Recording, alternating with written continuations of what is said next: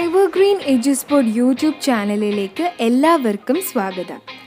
വളരെ രസകരമായ എന്നാൽ ഏറ്റവും കോമൺ ആയി ഉപയോഗിക്കുന്ന ചില ഇഡിയംസ് ആണ് ഇന്ന് ഈ വീഡിയോയിലൂടെ ഞങ്ങൾ പരിചയപ്പെടുത്തുന്നത്. പലപ്പോഴും ഇംഗ്ലീഷിലുള്ള ചില യൂസേജസ് നമ്മളെ അത്ഭുതപ്പെടുത്താറുണ്ട്.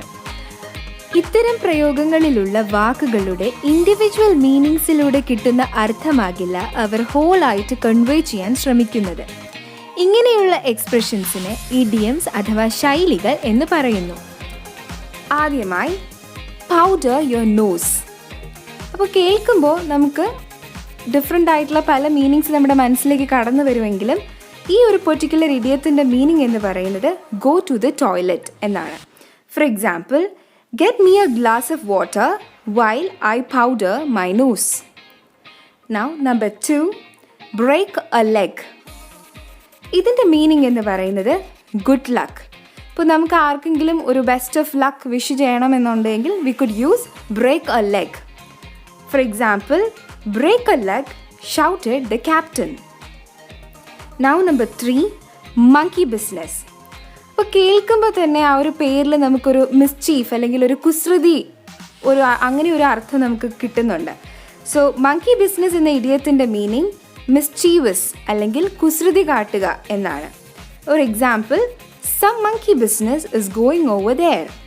Number 4, cool as a cucumber. അപ്പോൾ calm and composed especially in a stressful situation എന്നാണ് ഈ ഒരു ഇഡിയത്തിൻ്റെ മീനിങ്. അതായത് വളരെ സ്ട്രെസ്ഫുൾ ആയിട്ടുള്ള ഒരു സിറ്റുവേഷനിൽ ഇരിക്കുന്ന സമയത്തും ഭയങ്കര പേഷ്യൻ്റ് ആയിട്ട് അല്ലെങ്കിൽ നല്ല കാമായിട്ടിരിക്കുക, അത്തരത്തിലുള്ള ഒരു ശൈലിയാണ് കൂൾ ആസ് എ ക്യൂക്കംബർ എന്ന് പറയുന്നത്. For example, she is as cool as a cucumber during her exam days. Now 5, raining cats and dogs. ശരിക്കും റെയിനിങ് കാറ്റ്സ്, ഡോഗ്സ് ഇവർ തമ്മിൽ ഒരു ബന്ധവുമില്ല എന്നുണ്ടെങ്കിലും റെയിനിങ് കാറ്റ്സ് ആൻഡ് ഡോഗ്സ് എന്ന് പറഞ്ഞാൽ റെയിനിങ് എക്സ്ട്രീംലി ഹെവി എന്നാണ് അർത്ഥം. അതായത് ശക്തമായ മഴയാണ് സൂചിപ്പിക്കുന്നത്. For example, we have cancelled the tour as it is raining cats and dogs. Now 6, out of the blue.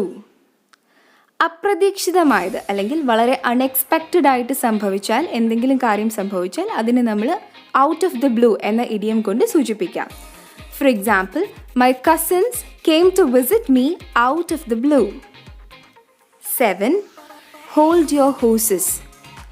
Be patient അല്ലെങ്കിൽ wait a minute എന്നൊക്കെയുള്ള അർത്ഥം വരുന്ന ഇഡിയമാണ് hold your horses എന്ന് പറയുന്നത്. For example, please hold your horse or everything will go wrong. Number 8, kick the bucket. To die അല്ലെങ്കിൽ മരണപ്പെടുക എന്നാണ് ഈ ഒരു ഇഡിയത്തിൻ്റെ meaning. For example, she wishes to travel around the world before she kicks the bucket. Number 9, once in a blue moon. അപ്പോൾ നമുക്കറിയാം blue moon എന്ന് പറയുന്നത് വളരെ അപൂർവമായി കണ്ടുവരുന്ന ഒരു പ്രതിഭാസമാണ്. അതായത് സാധാരണ ഒരു മാസത്തിൽ ഒരു അമാവാസിയും ഒരു പൂർണ്ണചന്ദ്രനുമാണ് ഉണ്ടായിരിക്കുന്നത്.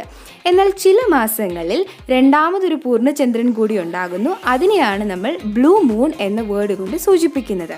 സോ അത്തരത്തിൽ വെരി റെയർലി അല്ലെങ്കിൽ വളരെ അപൂർവമായി സംഭവിക്കുന്ന എന്തിനേയും once in a blue moon എന്ന ശൈലി ഉപയോഗിച്ച് നമുക്ക് പറയാം. So for example, she comes to class once in a blue moon. Now finally, spill the beans. To reveal a secret അല്ലെങ്കിൽ ഒരു രഹസ്യം വെളിപ്പെടുത്തുക എന്നാണ് spill the beans എന്ന ഇഡിയം കൊണ്ട് സൂചിപ്പിക്കുന്നത്. For example, she was ready to spill the beans. So ഇന്നത്തെ session എല്ലാവർക്കും വളരെ യൂസ്ഫുൾ ആയിരിക്കും എന്ന് വിശ്വസിക്കുന്നു. സോ ഇതുപോലുള്ള വീഡിയോസുമായി ഞങ്ങൾ ഇനിയും എത്തുന്നതായിരിക്കും. Thank you.